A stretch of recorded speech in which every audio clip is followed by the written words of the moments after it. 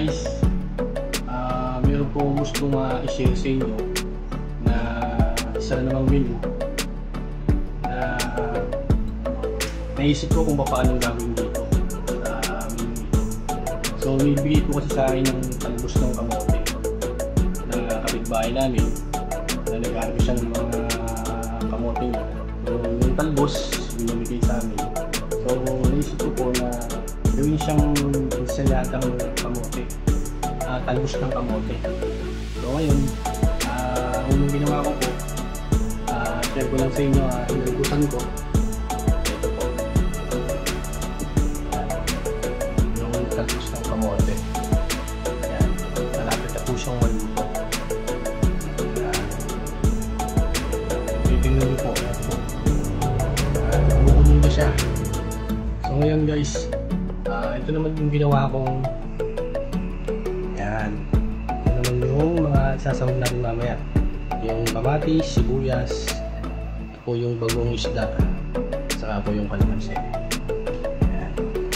Mamaya po, tuturo ko naman sa inyo kung paano natin siya gawing ensaladang talbos ng kamote. Okay. Mamaya na po yan. Pag pulo na po yan, pulo-pulo, yun, tutulong ko na po sa iyo. Okay guys, mayroon ng konti.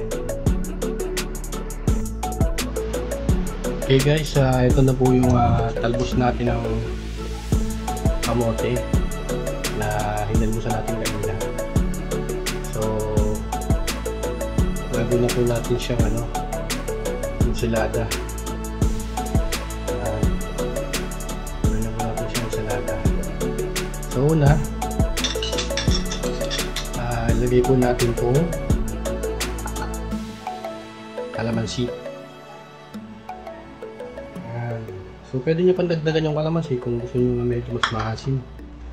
Sunod po, ilagay nyo yung bagong isda. Ayan po.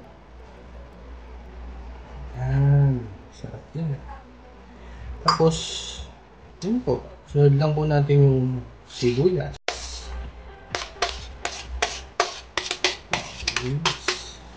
Tapos lagay na rin po natin yung kamatis.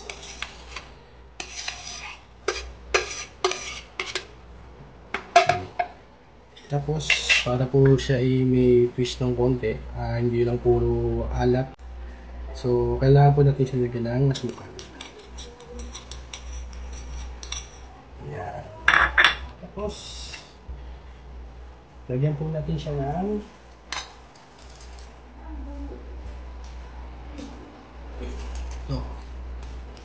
paminta.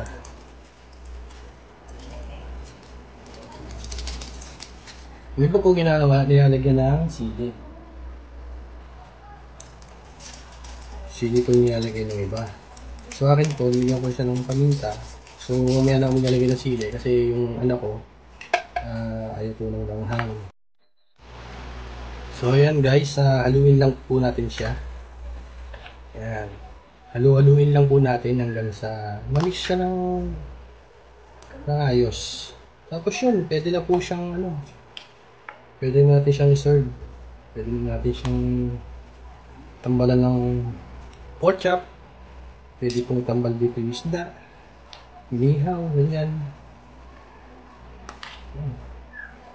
Yan na po yung ensaladang talbos ng kamote. Pero sa akin po, kung sa ang mas masarap po dito talaga may sili. So mamaya po ako maglalagay ng sili. Yan po. Yan na po siya. Ensaladang talbos ng kamote. Okay.